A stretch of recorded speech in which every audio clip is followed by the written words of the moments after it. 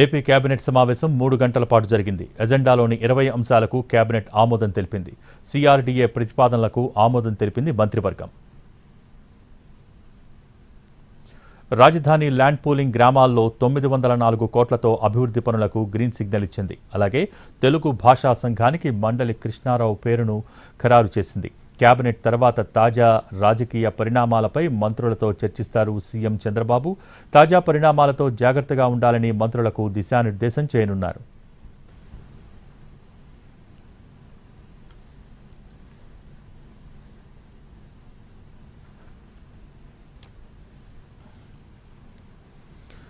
AP cabinet సమావేశం 3 గంటల పాటు జరిగింది. ఎజెండాలోని 20 అంశాలకు కేబినెట్ ఆమోదం తెలిపింది. దీనికి సంబంధించి పూర్తి సమాచారం మా ప్రతినిధి ప్రసన్న అమరావతి నుంచి అందించేందుకు లైవ్లో సిద్ధంగా ఉన్నారు. Prasanna, over to you.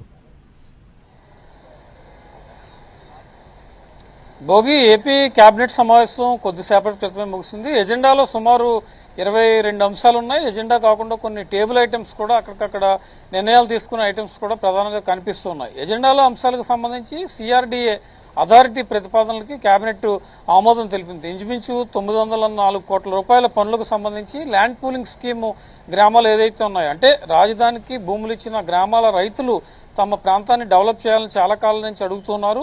ఆ గ్రామాల్లో మౌలిక సదుపాయాల ఏర్పాటుకు సంబంధించి డ్రైనేజీ, మంచినీళ్లు, రోడ్లు, ఇతరత్ర ఇన్ఫ్రాస్ట్రక్చర్ కి సంబంధించి ప్రధానంగా 29 గ్రామాల పరిధిలో 904 కోట్ల రూపాయల పనులకు ఆమోదం తెలిపింది సిఆర్డీఏ. దానికి ఇప్పుడు కేబినెట్ కూడా ఆమోద ముద్ర వేసింది. ఎందుకంటే రాజధాని ప్రాంతంలో అప్పుడే కూటమి ప్రభుత్వం 15 నెలలు అయింది కాబట్టి రాజధాని నిర్మాణాల విషయంలో కొంచెం చురుగ్గానే ముందుకెళ్తోంది. ఈ సమయంలో రాజధాని గ్రామాల అభివృద్ధి కూడా ప్రధాన అంశంగా ఉంది.